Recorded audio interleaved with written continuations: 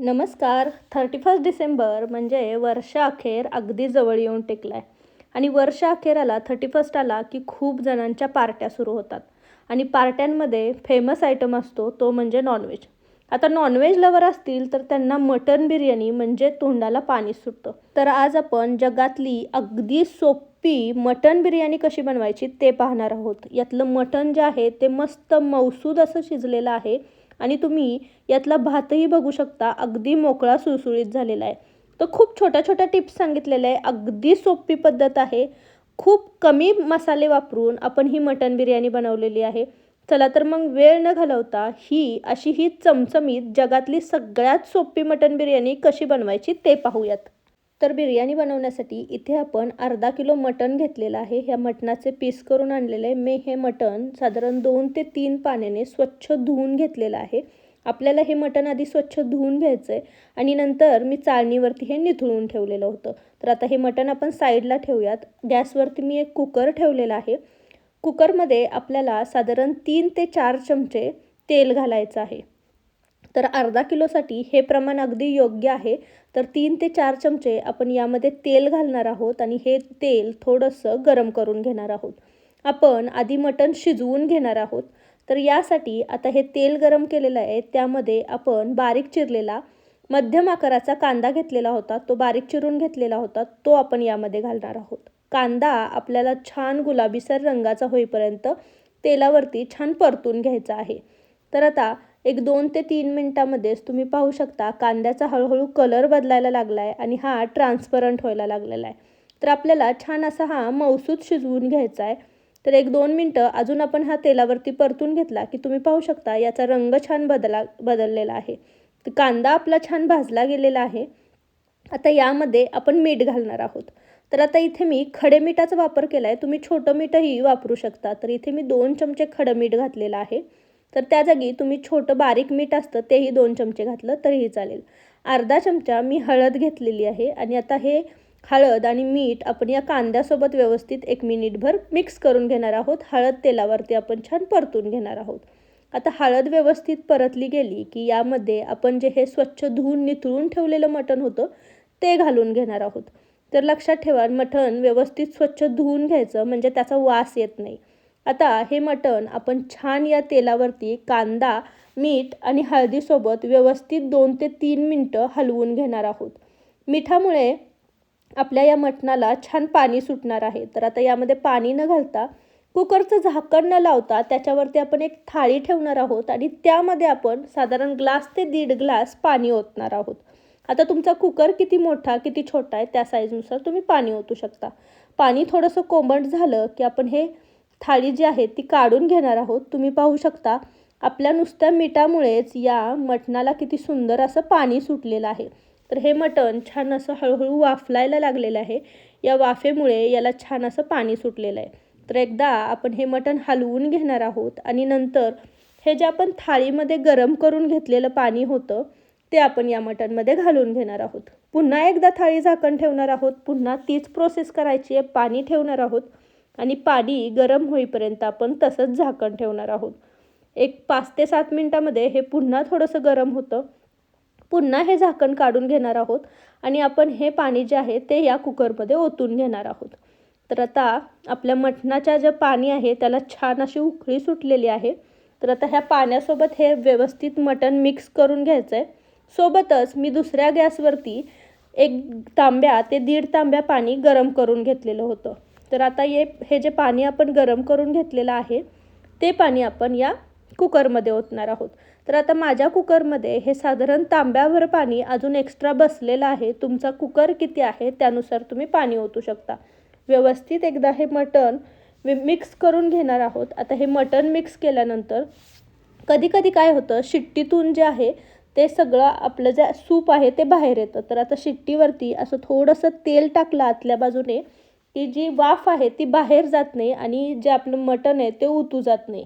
तर आता हे छान आपण तेल लावून घेतलं की या कुकरला असं झाकण लावून घ्यायचं आणि आता लो फ्लेमवरती आपण याच्या 4 ते 5 शिट्ट्या करून घेणार आहोत. तर अगदी फ्लेम लो ठेवायची.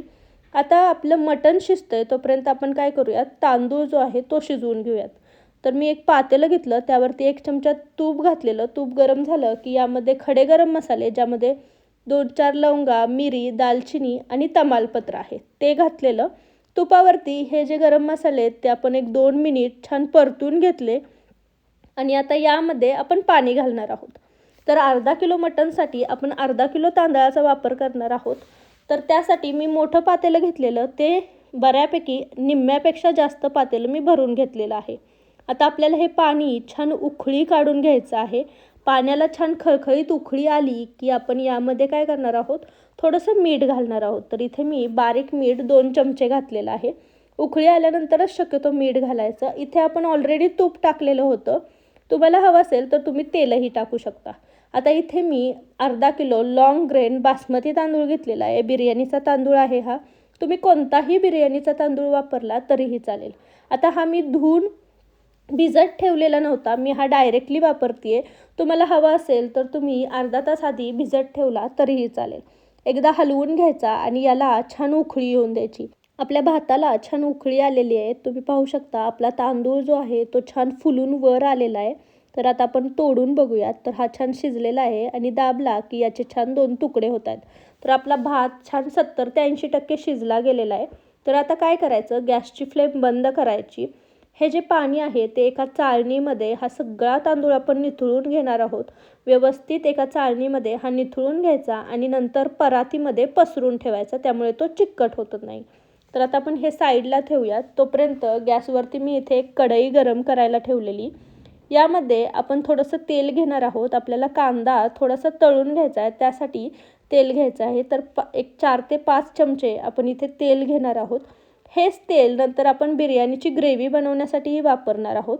तर आता तेल घेतल्यानंतर इथे मी 2 मध्यम आकाराचे कांदे छान उभे पातळ चिरून घेतलेले होते, ते घालणार आहोत. कांदा आपल्याला छान क्रिस्पीसर असा तळून घ्यायचा आहे. याच तळलेल्या कांद्याला बरिस्ता असंही म्हणतात. तर छान असा हा आपण कांदा तळून घेणार आहोत तेलावरती. 1-2 मिनिटानंतरच तुम्ही पाहू शकता याचा छान असा रंग बदलायला लागलेला आहे. तर आता याला सुंदर असा गोल्डन ब्राऊन रंग यायला लागलेला आहे. आपल्याला कांदा जास्त करपवून द्यायचा नाही आहे, कारण तळलेला कांदा बाहेर काढल्यानंतरही त्याची थोडीशी रंग बदलण्याचे चान्सेस असतात. तर या स्टेजला आपण हा कांदा तेलातून निथळून काढून घेणार आहोत. एका प्लेटमध्ये काढून घ्यायचा आणि हे जे राहिलेलं तेल आहे यामध्ये आता आपण बिर्याणीची ग्रेव्ही करणार आहोत. त्यासाठी मी मध्यम आकाराचे 5 ते 6 कांदे घेतलेले होते. उभे पातळ चिरून घेतलेले आहेत. आपल्याला ग्रेव्ही जरा जास्त बनवायची आहे, त्यामुळे मी कांद्याचा वापर जास्त केलेला आहे. आता आपल्याला हा कांदा छान मऊसूद असा शिजवून घ्यायचा आहे. त्यामुळे आपण जे राहिलेलं तेल होतं त्यामध्येच हा सगळा कांदा घालून घेतलेला आहे. व्यवस्थित मिक्स करायचा आणि लो फ्लेमवरती आपण हा कांदा छान मऊसूद होईपर्यंत शिजवून घेणार आहोत. तुम्ही पाहू शकता एक 5 ते 7 मिनिटांमध्येच याचा कलर हळूहळू चेंज व्हायला लागतो आणि जसा जसा कांदा शिजला जाईल तसा तसा त्याचा आकारही कमी होत जातो आहे. तर कांद्याचा कलरही बदललेला आहे आणि हा छानसुद्धा मऊसूद शिजलेला आहे. तर आता हा शिजलेला कांदा जो आहे त्याच्याचमध्ये आपण एक छोटासा खड्डा करून घेणार आहोत. व्यवस्थित असा छोटासा खड्डा करून घ्यायचा आणि यामध्ये थोडंसं आपण तेल घालून घेणार आहोत. आता आपण फ्रेश घरच्या घरी आलं लसणाची पेस्ट तयार करून घेतलेली आहे. तर ती पेस्ट आपण यामध्ये घालणार आहोत. तुमच्याकडे जर तयार पेस्ट नसेल तर तुम्ही बाजारातून विकत आणून तीही वापरू शकता. आता ही जी आलं लसणाची पेस्ट आहे ती थोडीशी या तेलावरती छान परतून घ्यायची आणि 1-2 मिनिट परतल्यानंतर हळूच त्या कांद्यामध्ये मिक्स करून घ्यायची. आता कांद्याचा कलर छान बदलला गेलेला आहे, छान हा मऊसूद झालेला आहे. आलं लसणाची पेस्ट 1-2 ते 3 मिनिटं तेलावरती परतली की आता यामध्ये आपण 5 ते 6 मध्यम आकाराचे लाल बुंद टोमॅटो छान बारीक चिरून घेतलेले आहेत चौकोनी आकारामध्ये. तर ते टोमॅटो आपण यामध्ये घालणार आहोत. टोमॅटोही आपल्याला छान मऊसूदा शिजवून घ्यायचा आहे, त्याची छान ग्रेव्ही झाली पाहिजे. जेवढी छान ग्रेव्ही होईल तेवढी ती छान बिर्याणीमध्ये मिसळून येते आणि कांदा खाल्ल्यासारखा वाटत नाही. तर आता टोमॅटो पटकन शिजावा म्हणून आपण यामध्ये थोडंसं मीठ घातलेलं आहे. पण लक्षात ठेवायचं आपण तांदूळ शिजवताना मटण शिजवतानाही मीठ घातलेलं, त्यामुळे मीठ बेतानेच घालायचं. तर तुम्ही पाहू शकता टोमॅटो आपण जसा जसा हलवतोय तसा तसा याचा गाळ होतोय, म्हणजे टोमॅटो आपला छान मऊसूद शिजला गेलेला आहे. आणि कांदा आणि टोमॅटो तुम्ही पाहू शकता याची सुंदर अशी ग्रेव्ही तयार झालेली आहे. तर आता आपण यामध्ये मसाले घालणार आहोत. तर इथे मी 2 चमचे काश्मीरी लाल मिर्च पावडर वापरलेली आहे. त्याचसोबतच 1 ते 1.5 चमचा घरचा घरगुती कांदा लसूण मसाला घेतलेला आहे. सोबत 1 चमचा मी इथे धनेपूड घेतलेले आहे. 1 ते 1.5 चमचा आपण शाही गरम मसाल्याचा वापर केलेला आहे आणि 2 मोठे चमचे आपण इथे बिर्याणी मसाला वापरलेला आहे. तुम्हाला जर तिखट जास्त आवडत असेल तर थोडा बिर्याणी मसाला आणि गरम मसाला वापरला जास्त तरीही चालेल. आता हे मसालेही आपण या कांदा आणि टोमॅटोसोबत व्यवस्थित मिक्स करून घेणार आहोत. मसाले छान तेलावरती 2 ते 3 मिनटं परतून घ्यायचे. त्यामुळे हे सगळी ग्रेव्हीला खूप छान अशी चव येते. तर आता हे छान तेल सुटलेलं आहे. यामध्ये आपण हे जे शिजवलेलं मटण होतं ते घालून घेणार आहोत. सोबत थोडंसं आळणी जे सूप असतं तेही घालायचं आहे. तर तुम्ही पाहू शकता मटण दिसतानाच कळतंय की किती सुंदर असं शिजलेलं आहे. मी आळणीचे साधारण 2 ते 3 पळ्या घातलेल्या आहे. आता मस्तपैकी आपण जे हे मटण घातलेलं होतं आळणीसोबतचं ते या मसाल्यासोबत व्यवस्थित मिक्स करून घेणार आहोत. तर मस्त असं हे मटण मिक्स करून घ्यायचं. आता जे आळणीचं सूप आहे ते आपण गॅसवरती छान हे आटवून घेणार आहोत. जसं जसं हे सूप आटेल तसं तसं त्या मसाल्याची जो फ्लेवर आहे तो त्या मटणामध्ये मुरेल आणि खूप सुंदर अशी मटणाची ग्रेव्ही तयार होईल. तर एक 5 ते 7 मिनिटांनी मी पुन्हा एकदा हलवून दाखवते. तुम्ही पाहू शकता थोडं थोडं आळणी आटायला लागलेलं आहे. आता तुम्हाला किती ग्रेव्ही ठेवायची आहे बिर्याणीमध्ये त्यानुसार तुम्ही या स्टेजलाही गॅस बंद करू शकता किंवा तुम्हाला थोडी कमी ग्रेव्ही असेल हवी असेल तर तुम्ही अजून थोडं हे आळणी सूप आटवू शकता. ह्यातली जी ग्रेव्ही आहे ती थोडीशी आटवू शकता. तर मी या स्टेजला गॅस बंद करणार आहे आणि आता आपण बिर्याणीची लेअर करायला घेणार आहोत. तर मी एक पातेलं घेतलं आहे मोठं, ते गरम करून घेतलं होतं. यामध्ये आता आपण घरचं जे गावरान तूप आहे ते साधारण 2 ते 3 चमचे टाकणार आहोत. तुपामुळे या बिर्याणीला खूप सुंदर असा फ्लेवर येतो. तर हे तूप आपण सगळीकडे पसरून घेणार आहोत आणि आता यामध्ये पहिली लेअर लावायची ती मटणाच्या ग्रेव्हीची. तर यामुळे काय होतं जरी खाली लागलं तरी मटण जास्त करपत नाही. तांदूळ जर खाली असेल तर तो करपला जातो. तर ही छान अशी मटणाची लेअर आपण खाली लावून घेणार आहोत. त्यावरून बारीक चिरलेला पुदिना, मस्त बारीक चिरलेली कोथिंबीर घालणार आहोत. सोबतच तळलेला कांदा घालणार आहोत. तुम्हाला जर थोडंसं तिखट कमी वाटत असेल तर या स्टेजला तुम्ही थोडासा बिर्याणी मसाला घातला तरीही चालेल. आता यावरून आपण जी शिजवून घेतलेला तांदूळ होता तो आपण यावरती लेअरिंग करून घेणार आहोत. तर हातानेच मस्त असा हा तांदूळ पसरून घ्यायचा. तुम्ही पाहू शकता छान मोकळा सुळसुळीत असा हा तांदूळ झालेला आहे. आता यावरती पुन्हा आपण मटणाची लेअर लावणार आहोत. पुन्हा तीच प्रोसेस करायची आहे. मटण, त्यानंतर थोडंसं पुदिना, थोडीशी कोथिंबीर, तळलेला कांदा, परत आपल्या तांदळाची लेअर, असं जोपर्यंत मटण आणि आपले राईस संपत नाही तोपर्यंत लेअर करणार आहोत. तर मस्त अशी ही दम बिर्याणीची लेअर करून घ्यायची. मटण जे आहे ते आपण आधी कुकरमध्ये शिजवून घेतलेलं त्यामुळे ते खूप सुंदर मऊसूद असं शिजतं आणि त्यानंतर आपण कढईमध्येही ते साधारण 10 ते 15 मिनटं छान शिजवून घेतलेलं होतं. त्यामुळे मसाल्याचा जो अर्क आहे तो मटणामध्ये उतरतो आणि त्यामुळे मटणाला खूप सुंदर अशी चव येते. तर अगदी सोपी प्रोसेस होती. ह्या स्टेजला आपण छान अशी या सगळ्या बिर्याणीची लेअरिंग करून घेतलेली आहे. तर व्यवस्थित लेअरिंग केल्यानंतर वरतून तुम्हाला हवं असेल तर खायच्या कलरचं पाणी घालू शकता किंवा केसराच्या दुधाचं पाणीही घालू शकता. आता यावरती झाकण ठेवायचं. मी गॅसवरती एक तवा गरम करायला ठेवलेला होता. तवा छान गरम झाला की गॅसची फ्लेम लो करायची. यावरती हे पातेलं ठेवायचं आणि यावरती काहीतरी जड ठेवायचं जेणेकरून जी वाफ आहे ती जाऊ नये.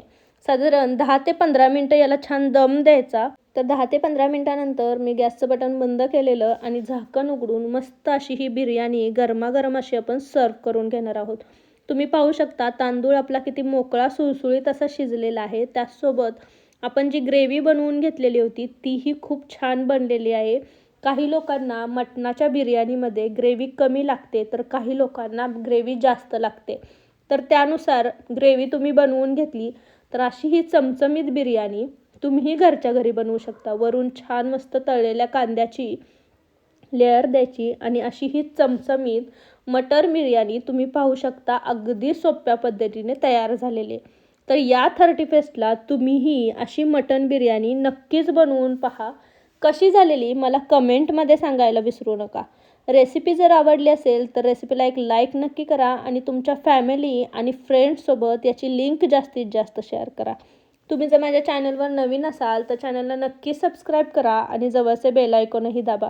त्याने माझ्या रेसिपींचे नोटिफिकेशन तुम्हाला जास्तीत जास्त मिळत जातील.